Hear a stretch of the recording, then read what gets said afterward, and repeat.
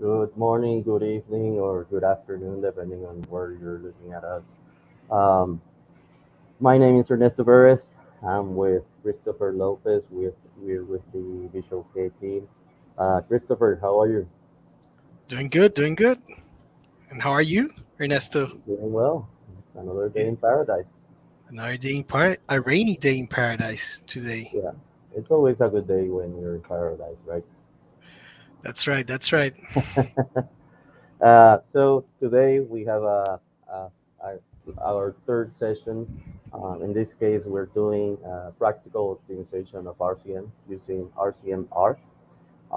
Today, and joining us will be Jesus Sifonte. But before he gets here, write in the chat where, what countries or where are you listening from, countries or companies you're listening from, and we'll shout out you.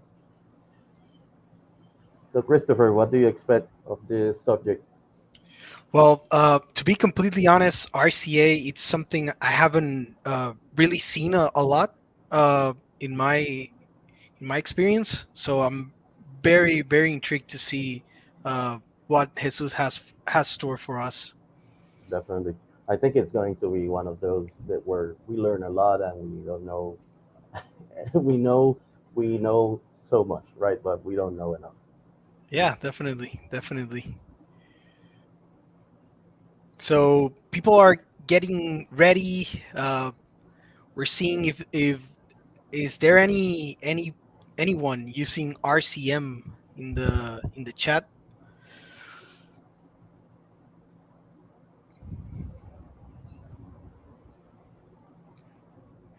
And I think at this point we've seen a few of the subjects, right, on RCM. We've seen what it is and a little bit of how to integrate or implement that.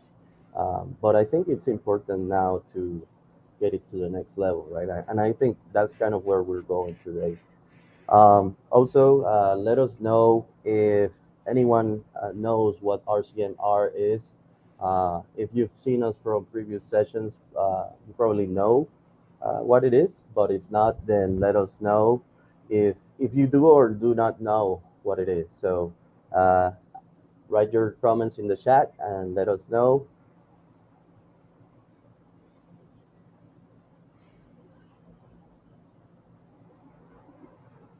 Yeah, and in the past, like a small recap on the last one we had regarding, I think it was Weibull, right? Analysis. Yep. Yeah, and we're seeing that as the industry keeps growing, how important data is and how to manage it. And I think today we're gonna see another example of how we can uh, gathering the right information so we can keep uh, um, improving our systems, the lifespan of our system and stuff like that. So uh, Yeah, and I think we're all in the business of making money, and one of those ways is to actually take the most out of your assets, right? So this is yeah, definitely a good keep strategy your for that. keep your assets running. That's Yeah, very important. that's the motto. All right, so Masterclass on Network is designed in partnership with Visual K, Conscious Reliability, PDM Tech, and Hexagon. Yeah, and remember, everyone, these are live monthly sessions. They're free also. So we want to keep expanding uh, and interacting with our community and bringing knowledge from experts every in every session. So keep your Yep, keep it. I'm sorry, I got a little tangled there, no Ernesto. worries. Well, I think it's important. You know, we're bringing good people to the mix, and we learn Yeah, a lot from them. definitely. And another thing that you need to keep in mind is that if you can't make it, you'll be able to find the recordings of past sessions as well as this one um, in our portal. And you may even go back and look at something you may have missed or anything like that.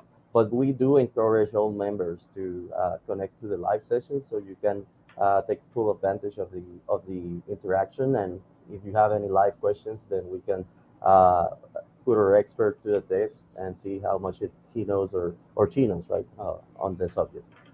Definitely. And one of the benefits of watching it live is that at the end of the masterclass, among the participants, there will be raffles. And for example, today we have a Amazon gift card and a 10% discount on the bell courses of your choice. In this case, would be conscious reliability, right? And and maybe you can see now we have the QR code. Yep. So Yep. So whoever joins today to the chat community, um, by the way, if you don't have it, you have to download the WhatsApp app. But definitely, it's a great community. Experts from all around the world are joining, and we're doing a lot of information there. That not only what we cover in these live sessions, but we also have a lot of the information that we can share with you on a weekly or daily basis, right? And if you have any other follow-up questions on the sessions, we can probably help you with those during the in the interaction within the chat.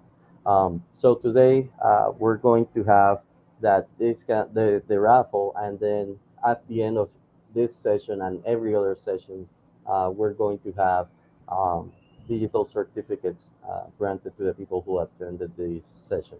Um, so I think we can get started, right? So today is going to be joining us Jesus Sifonte. He is one of the I think in my mind I see him as wearing so many hats, it's crazy. But he's been, he is originally from Puerto Rico, but he's traveled as far as Australia, chasing his reliability journey. So Jesus, thank you for joining us today. How are you? I'm doing good. Thank you very much for the invitation.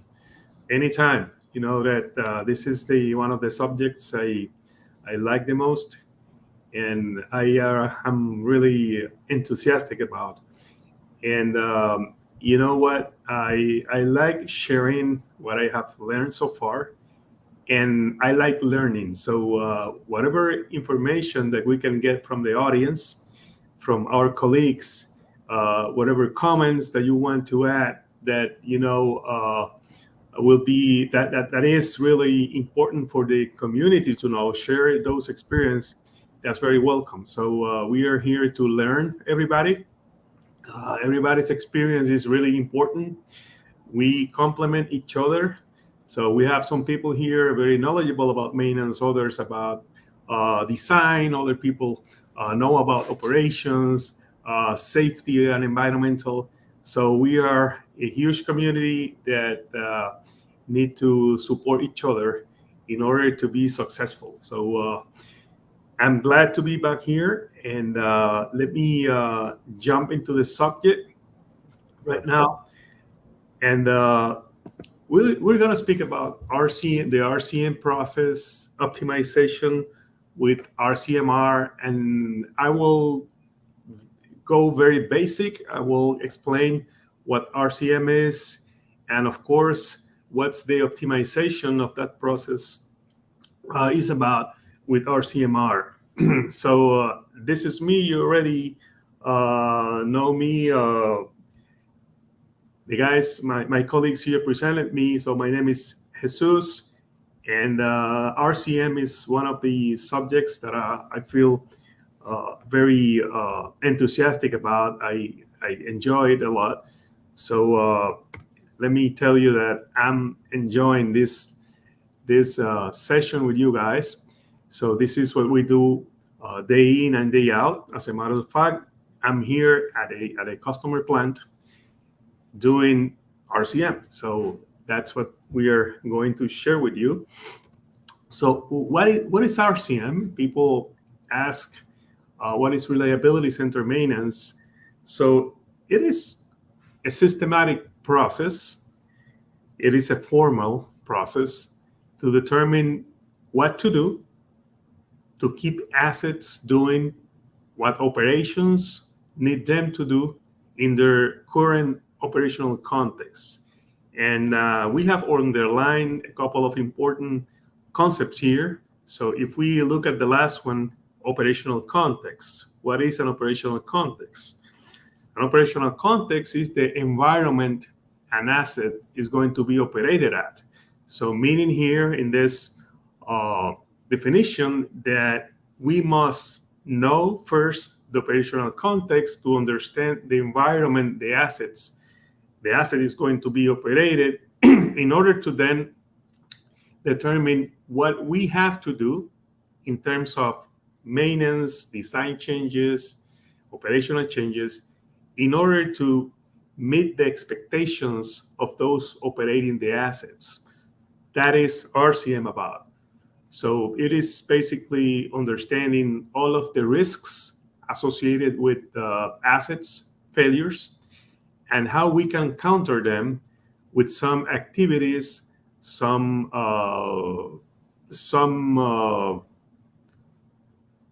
tasks that we need to do in order to attain company goals. That is RCM about. What does an RCM process render for the owner of that asset? It renders what we know as effective failure consequence management policies. Look at them like solutions. So RCM brings to the table solutions to tackle failures that may have not happened yet. Some of them may have happened, but we need to have a plan in order to attain company goals here. So part of what it renders is known as maintenance tasks, and those tasks have to be prioritized according to failure consequences. That is, it is not only mentioning it's not only about mentioning possible failures, it is also about evaluating the consequences of those failures. And of course, we need to design tasks in such a way that they be effective for tackling or resolving failure causes. RCM also recommends other things than maintenance, like, for example, one-time changes. That is, changes to procedures, to processes, changes to poor work habits, change to, for example, design of machinery. If the machinery has flaws that are prompting failures, we need to also tackle them. Even RCM can tell you run to failure. If there is certain specific failure that have no consequences on the company objectives, that failure might happen. So, and also in RCM-R, we encourage to use operator tasks. That is very simple cleaning, checking task that the operator can do just for confirming failures or potential failures. So this is what RCM and RCM-R will produce for you. RCM is a very thorough process. Excuse me, it's very detailed, and it is intended for high criticality assets. So it is not for every asset at the plant. Maybe 20% or 30% of the whole asset population might need RCM in order to put together strategies. So it can be applied either at the early stage of the asset life cycle or at the operational phase. If you are to for example, design a new plant and you identify critical assets for that plant, you can resort to do RCM at the design stage. If you are at the operational stage, as most of us work with assets where they are already operating, and sometimes where they have been operating for many, many years. So if we are at that phase, we will look for assets that are low performers, those that have quality and reliability issues, and that somehow have challenges for the company to attain its goals. So those are the assets that we will focus on for RCM. What kind of assets are suitable for RCM? Any type of physical asset is suitable for RCM. So vehicles, structures, rotating machinery, process, piping and vessels, airplanes, ships, trains, cars, uh, physical assets of any kind are suitable for RCM, as long as those assets are vital, important, critical for your company to attain its goals, both economical and non-economical goals. So it may be applied virtually at any industry, from defense to transportation to manufacturing to oil and gas. So any asset intensive company may take advantage of RCM to produce the uh, maintenance plans or maintenance strategy for their assets. So that's a question that arises very often. Where can we apply RCM? And the straight answer is whenever assets are vital for the attainment of your goals, of your company goals. If you are an asset intensive company, you may need RCM.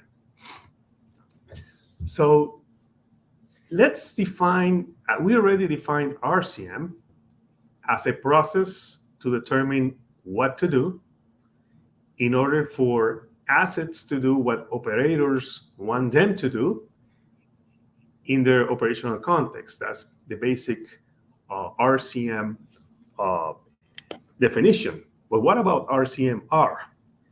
We may call it an optimized process for formulating failure consequence management policies within the asset management context. It could be applied to physical assets and processes, and it has 5 pillars. Okay, when RCM was conceived back in the 70s, we didn't have the advantage by that time of the knowledge we have today on asset management, on risk management, on maintenance management. So there is a lot of knowledge available today to maintenance and reliability practitioners that was not available at that time.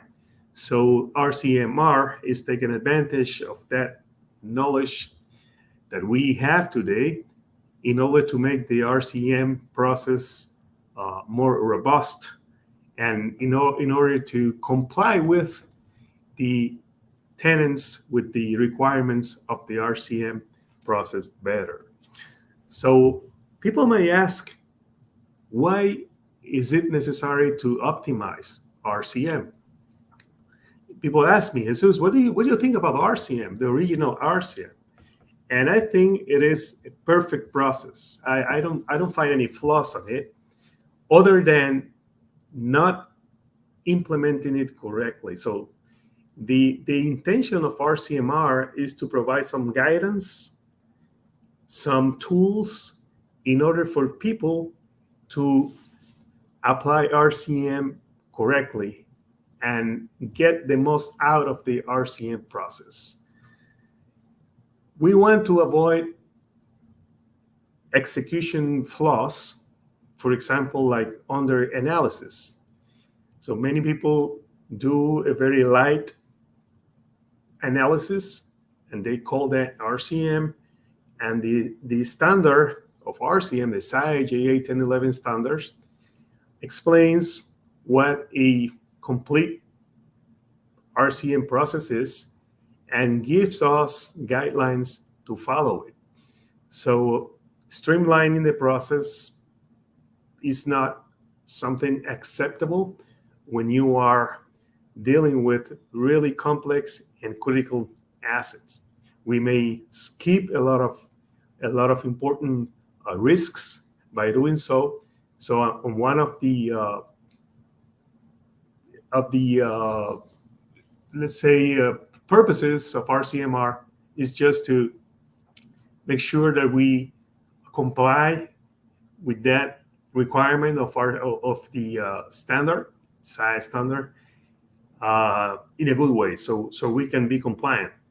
Secondly, unsupported recommendations. So RCM is based on facts, also on opinions, and those opinions are better accepted when we have data to support them. So when we are at the operational stage, we have data. So we have failure data, we have operational data, we have PM data, we have CMMS data.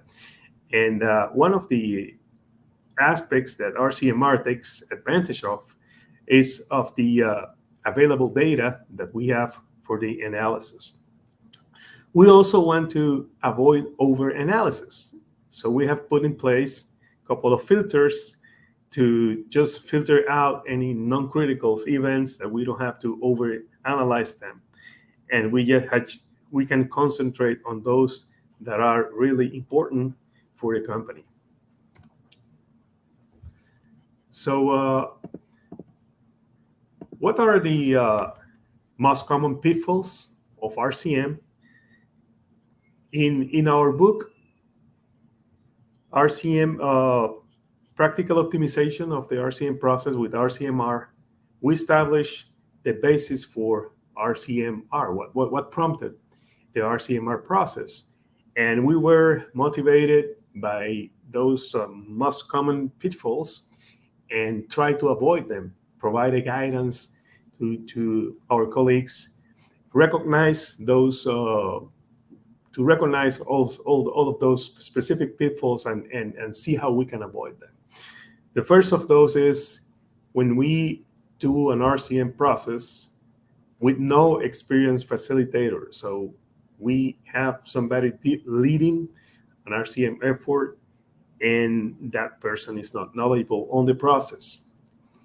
The second most common pitfall is when we don't have a multidisciplinary approach and we do it with maintenance alone. If we do so, we will skip a lot of risks that are associated to product quality, to production, and other aspects of the business. Third one is poor failure mode causation. If we don't drill down to the probable and actual potential causes, we won't find good solutions. Fourth one is only maintenance tasks are recommended. So we know that there are many failures that have nothing to do with maintenance. So we have to take a look at other aspects. As the standard says, we have to look at failures caused by natural deterioration, also failure caused by design flaws, and also by poor practices. Too few condition over time-based tasks are recommended. That is another symptom of a flaw or of a pitfall when applying RCM analysis. So we know that many failures, and that has been proven again and again by many studies, many failures have nothing to do with time elapsed with age of the component or of the asset. So being said that, we have to rely more on condition rather than time-based tasks. When processes are streamlined and people just concentrate on the primary functions of the asset, that is another indication that an RCM analysis will not render optimal results. And poor asset data information, when we just rely on opinions and we don't base our recommendations on facts, on data, of course, that the results of an analysis will be less than optimal. So these are the common RCM application pitfalls, and the intention of RCM-R is to bridge the gap and offer some solutions for RCM practitioners to be more effective when applying RCM. Okay, so we in RCM-R use 5 pillars to apply the process. Excuse me, uh, Jesus. So, um, as you were presenting, there was a couple of questions that I had that popped into my head. I Okay. wanted to see. In one of the slides, it said that the RCM should not be used in every asset, just critical. Is that from an economic perspective? Uh, it's gonna take a lot of effort, resources to put that in every equipment, or is it just um, overlapping? It's gonna overlap with other equipments. Okay. I okay. I will clarify that. RCM is a very thorough process, very detailed process. It will take time. It takes time to apply, and it is intended for high criticality assets, those assets that, when failing, will cause undesirable outcomes to the company, losses, tremendous losses to the company. So it is recommended that you, prior to applying RCM, you do an asset criticality assessment of your company, and you come up with an ABC classification in your asset portfolio. And for those Class A assets, you then apply RCM. So you will see that RCM is basically a functionality analysis and a operational context analysis, plus a detailed FMEA, plus a decision diagram that we use that will prompt activities or will prompt solutions to each of the failure modes or failure events that we identify.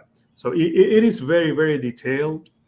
And there are other, let's say, lighter methodologies that we can use for less critical assets.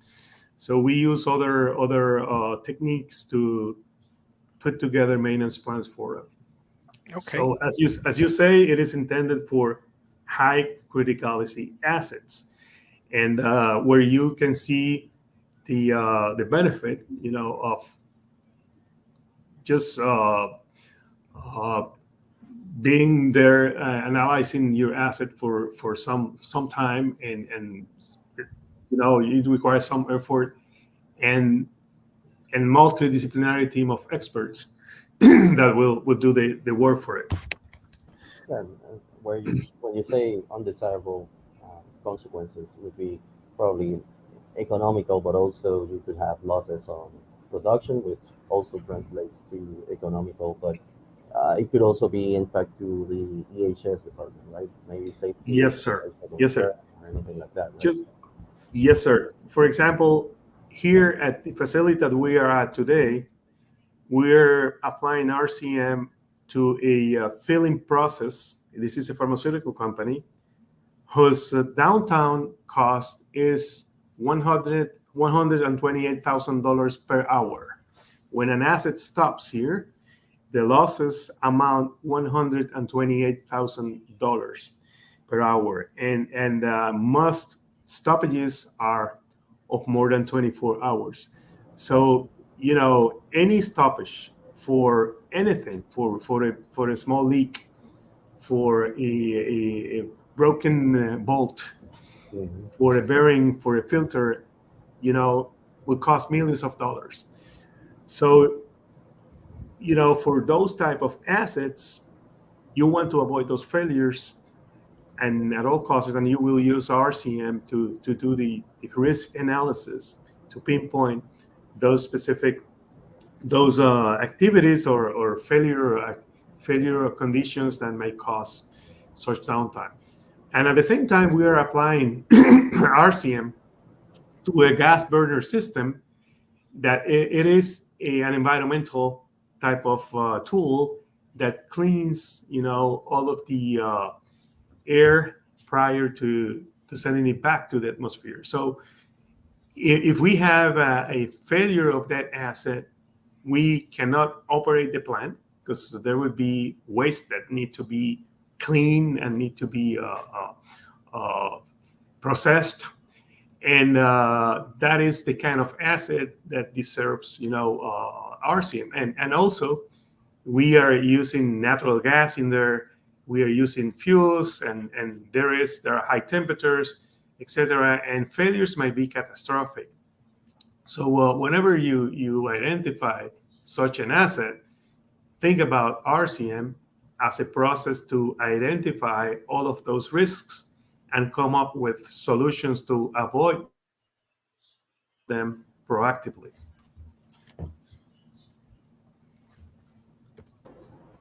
Does that answer your Yeah, question? yeah, definitely. And before we continue, so you said it because it's very interesting because I think the in that last part you said that something regarding environmental. So depending on the regulations of the government, one equipment could be a critical asset just because the laws will shut you down or something like that, or that doesn't go in the scope of Oh, RCM. sure. Yeah, sure. So anything posing risks to the company when failing, significant risk, is the focus of RCM.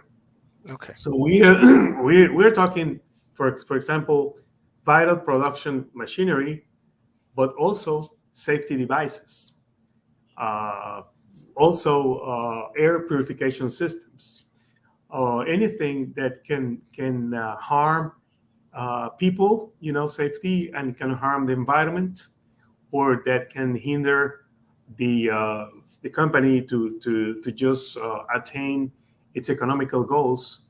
All of that is the focus of RCM. Assets dealing with all of those aspects are the ones that we want to apply RCM to. Nice. So RCMR has 5 pillars, and data integrity is one of them.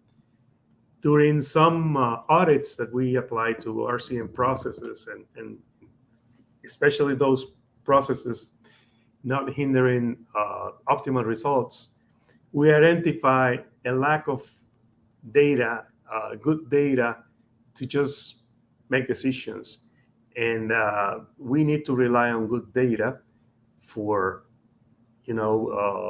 just avoiding failures. And RCM, of course, per the standard, is the most important pillar here. RAM analysis, that is reliability, availability, and maintainability analysis. Having those indicators telling us how assets are doing is an important pillar of RCMR. Failure data analysis is another pillar telling us how failures occurred.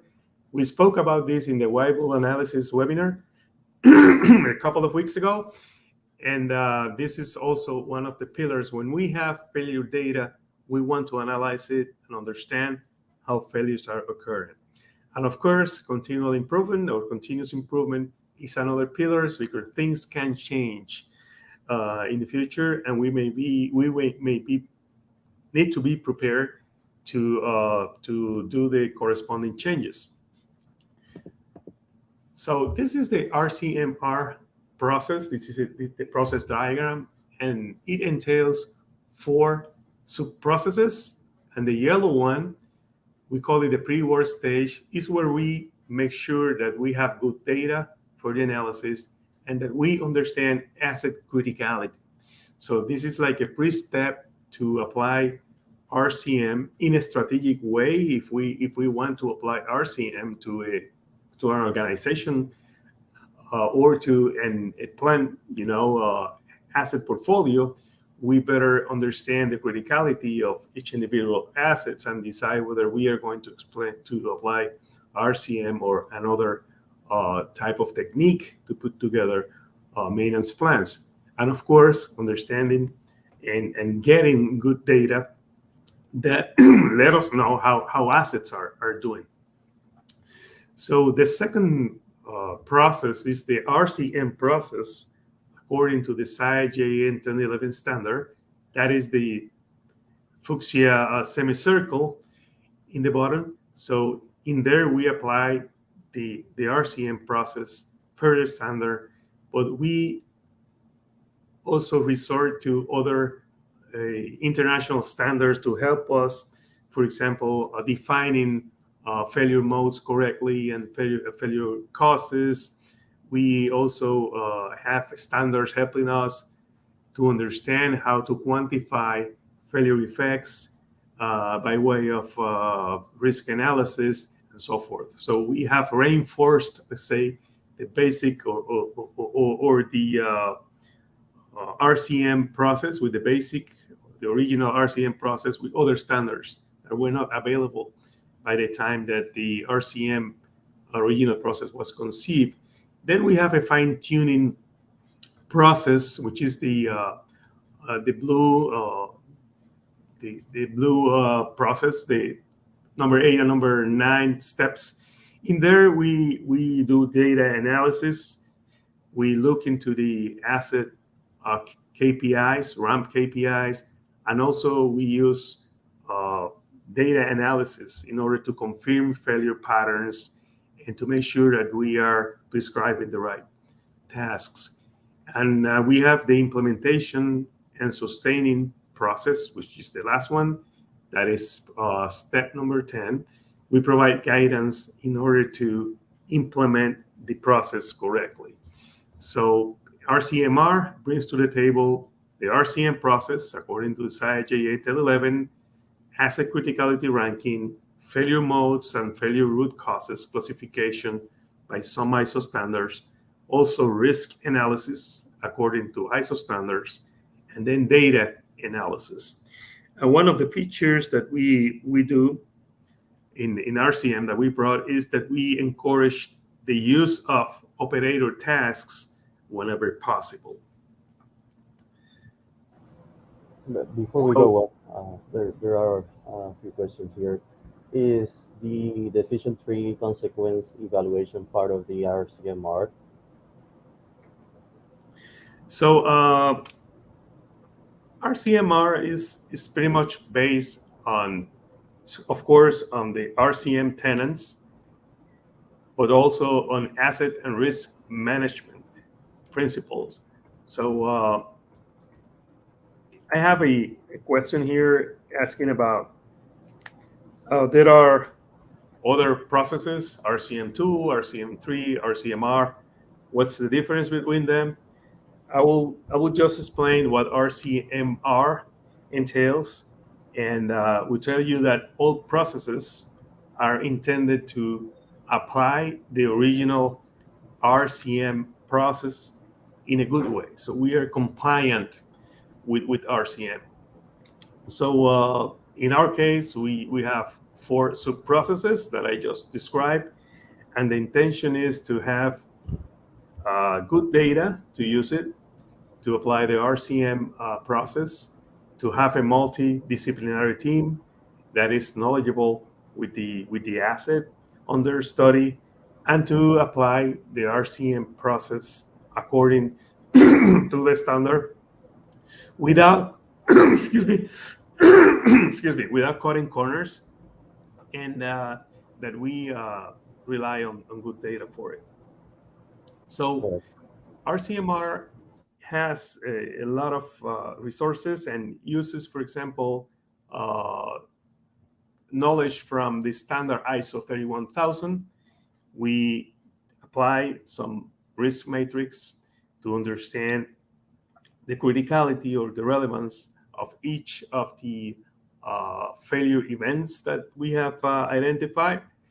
And risk analysis is all about understanding how failures affect companies' objectives, because the definition of risk according to the standard ISO 31000 is the effect that uncertainty of attaining goals have on organizations' objectives. So we make sure that the RCM-R analysis as a risk management compliant process identifies, analyzes, and evaluates risk for proper treatment.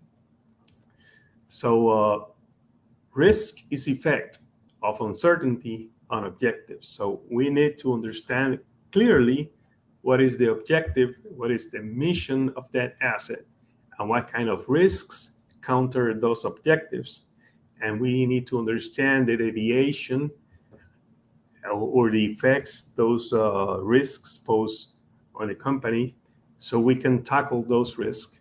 We can put together a strategy and overcome those. So it is a very proactive approach in which we identify events that cause risk, that may prompt risk to the organization, and we assess them. So that is what RCM-R is.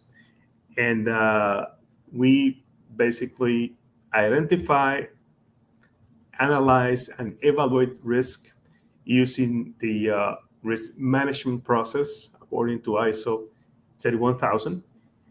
And that gives us an idea on how relevant failure events are.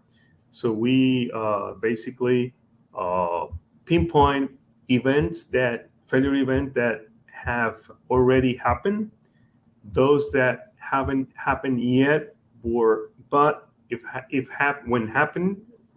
happened, they will cause a lot of problems to the organization. And we always look at the worst case scenario under the current operational context. So this is what RCM basically does. So when we speak about risk identification, we just find and recognize risks, risk sources, events that we call failure modes, their causes and their consequences. That's what we do in RCM-R. Then we analyze those failures, and that is understanding the nature of those risks and determine the level of those risks. Then we evaluate those risks by comparing that risk level to a criteria that organizations develop and understanding if those risks are tolerable or not. If they are not tolerable, we need to put together a plan to tackle those failure modes. So we basically, when we identify certain event, let's say here that we have a bearing wear or the bearing seizure of a pump, and that the reason for that bearing seizure is due to an inadequate bearing capacity. So it's a design issue. We immediately evaluate how that fact may impact the company's goals. We look into how we will detect such failure. Who detects that failure? For example, if you have bearing seizure, who notices that? But that's a mechanic, that is a internal expert. How the people's safety is affected, and how is the system's safety is affected. For example, how the environmental goals are affected, and how production is affected. So we identify many aspects of the business for each of the events and specific causes for that event to occur. Physical damages, for example, production impact. You see here that when that bearing ceases, we may have $1,500,000 impact on production. And that is considered a loss above average or above the acceptable levels. So we have to do something about it. So we evaluate costs, secondary damages to other systems, and likelihood. So once we do this, we come up with some RPN. So you see here that we have to the far right, the last column in the right, you have an RPN here on the failure effects and some colors. It's like a traffic light here. So you will see in the middle, failure modes. These are the events that we identified. The causes of those events are right next to them, root causes. And you'll see that you have many colors in the far right column. That represents how critical those events are. Anything that is green, we consider low critical. We might resort to run to failure. That's one of the options. We still have other options, but definitely whatever is yellow, or red, we don't let those to failure. So we need to put together a plan to tackle those failure modes. So one of the I'll speak to you about some keys to ensure that your RCM effort is successful, because RCM is very strategic and it's a process that takes time to apply. But once you apply it and you put it into implementation, it will render tremendous value to the company. But how to ensure it happens? So the first thing is that it has to be part of a bigger strategy. That is, RCM cannot be the strategy of a plant that you will apply to all the assets. So there must be something bigger. That something bigger is called asset management. So it is part of those asset management strategies that you will put in place. So that's one of the keys. Second, number two, you have to choose the appropriate assets for analysis. And there is a no missing there. You choose the assets for analysis carefully, so you just pick critical, highly criticality assets. So then you have to rely on good data. So make sure that data that you use for analysis is correct and it is trustable. You have to align your analysis to business goals. So there is a current state and there are goals that you want to attain. This is a gap analysis, and you will come up with a plan in order to attain your goals. So remember that you are making an analysis because there is a need for it. So you must be aware of the current state and also set up goals that you want to follow. Key number 5 is have a team approach, multidisciplinary team approach. People with good knowledge about those assets from different perspectives, but sit down together, do the analysis with a competent facilitator. Follow the standard. There is a standard. We call it SAI J811 by the name of SAI J811. It has all the steps, all of the things that you have to do. The process is there. Follow it. Don't skip any step. Train your people. The analysts are those helping the facilitator to do the analysis. All of those people need to be trained on RCM. And of course, your facilitator is going to be the expert leading you through the process.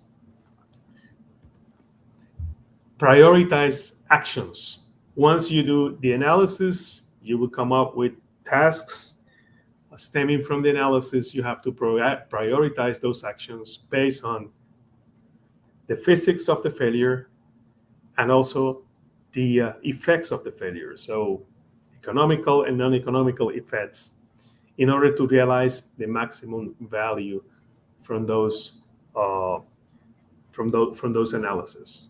So we need to understand risk very well in order to measure what to do, in order to have a good understanding of what to prescribe.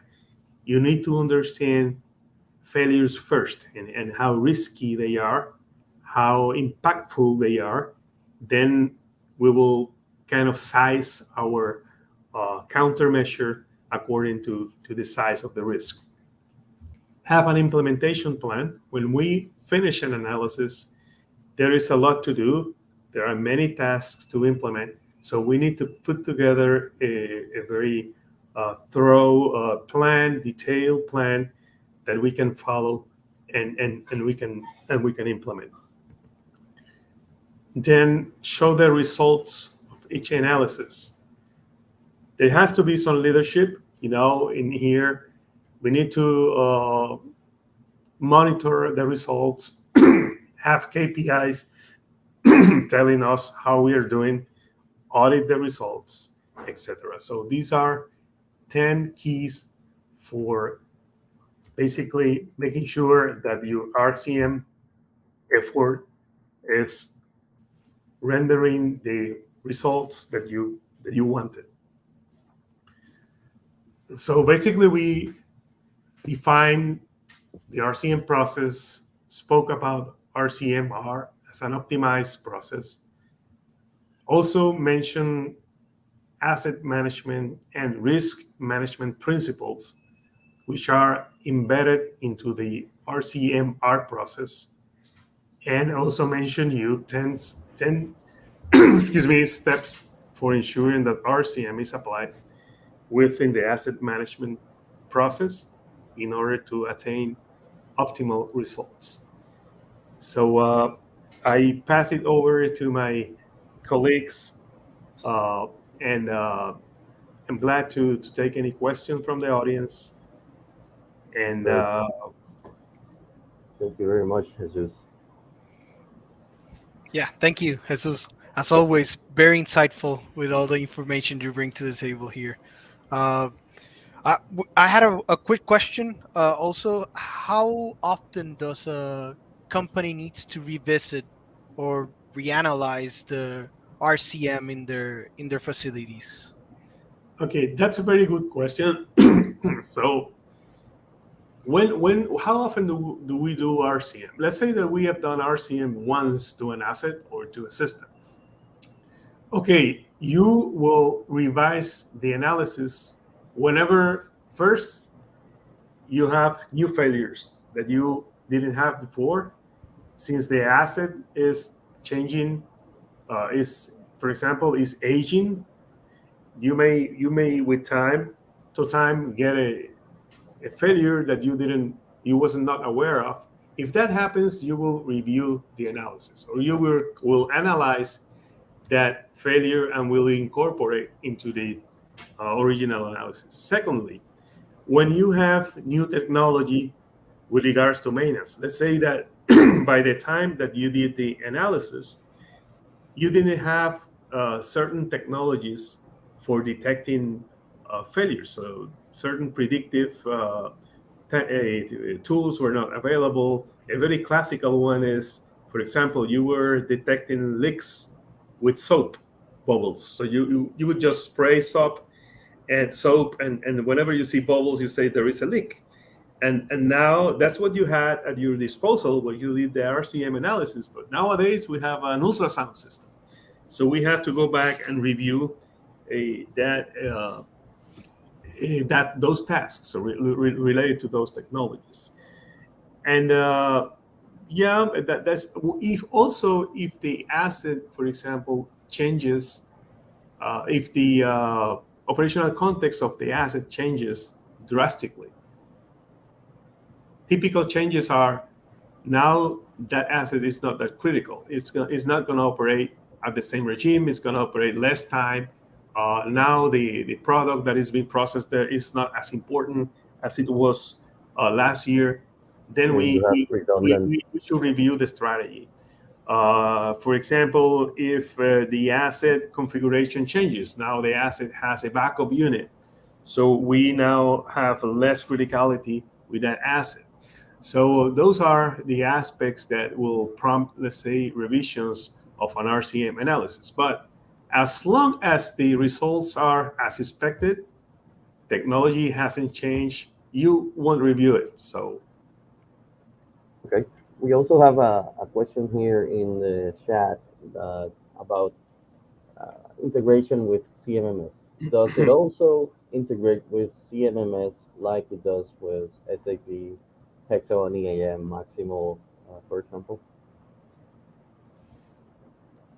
I didn't hear the question. Can you say that again? Let me Yeah. get closer to my speaker. So does RCM, or I guess more specifically RCM-R, integrate with CMMS like SAP, Hexagon EAM, or Maximal, for example? Yeah, it depends on the software that you use. For example, you may import, for example, failure codes or failure modes into your CMMS system so you can track them and do Pareto analysis and do statistical analysis on them. It pretty much depends on the tool that you are using, but we encourage people to take data from the RCM analysis, like failure modes failure codes, etc., and incorporate them into your CMMS for better data analysis. I have here a question from Mr. Ronak. Said, at which stage of the asset of the life cycle RCM makes more sense to be conducted? Okay, so I will ask, I will tell Mr. Ronak and all of the audience that the sooner is the better. So it makes a lot of sense to apply RCM at the design stage or at the commissioning stage, where the sooner the better. At the design is even better because you are being proactive. You are identifying risks before you press the on button for that asset. That's the ideal thing to do. So if you have a critical assets that you are designing, that's the best time to apply RCM to it. If you didn't have that luxury, then at the operational stage, you will apply RCM too. There are ups and downs, on applying assets. Applying RCM at different stages of the life cycle. For example, when you are at the beginning in the design, you don't have failure data, and so you are pretty much figuring out how the asset might fail. When you are at the operational stage, you may have some failure data that you can use for improving the asset's reliability. I, I would also like to circle back on the question on the CMMS. We cannot speak specifically for other softwares, but in my experience with Hexagon EAM, we have been able to do things like risk assessments, identify critical assets, track the failure codes that you're doing, and essentially based on that information, give a ranking to your equipment, and from that even go further and calculate the priorities on work orders or anything like that. So Mhm. it depends on how powerful the tool is, but there are features that allow you to integrate RCM to your maintenance or asset management system. Definitely, definitely. Yep. All right. Are there any other questions? I don't think they are. If not, I think it's time to get started with the raffle. So what we'll do is two separate raffles. One of them is for an Amazon gift card, and the second one is going to be for a 10% discount on the belt course of choice by Conscious Reliability. So if you want to participate in this raffle, go to the chat, scan the barcode on our bottom right side, and you'll be able to join the chat and type in hashtag RCMR, and you'll be able to join and participate on this raffle.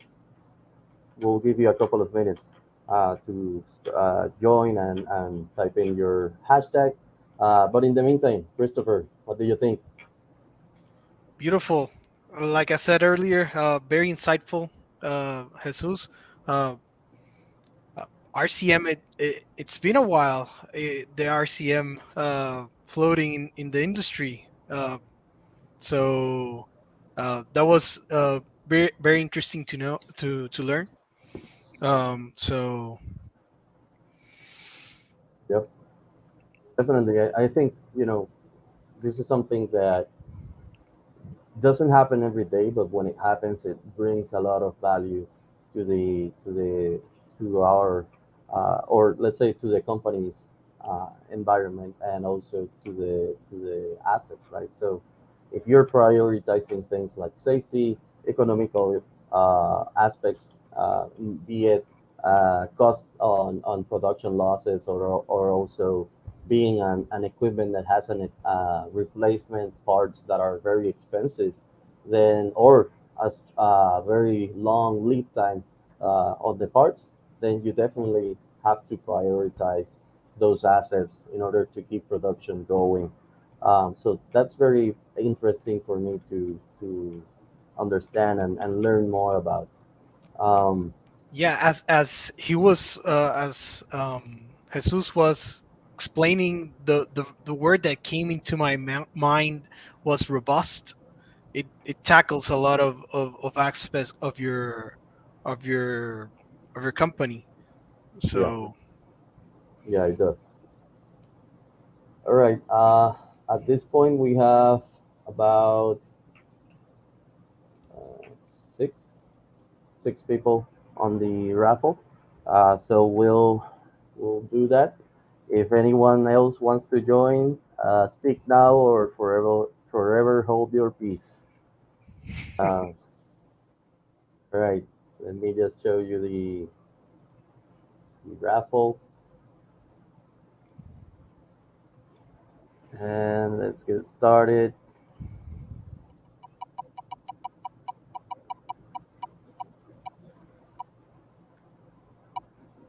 All right. We have number one. So we'll see who the winner is. We'll reach out to you and we'll give you your gift card. Now, for a second raffle, we're doing a 10% discount uh, on any of the on any of the belt courses that you have uh, provided by Conscious Reliability. So we'll see who that is, and we'll get to that.